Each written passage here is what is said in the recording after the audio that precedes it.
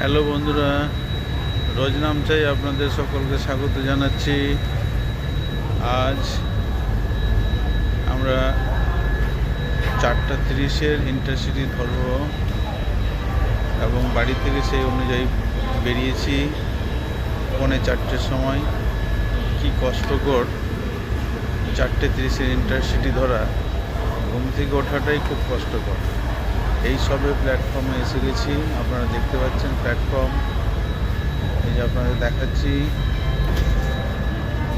এবারেই আমরা ট্রেনের মধ্যে উঠব। এই যে উঠে গেছি, এই যে বগি আমাদের C1 বগি। এই কামরাতেও আরশোলা দেখা যাচ্ছে।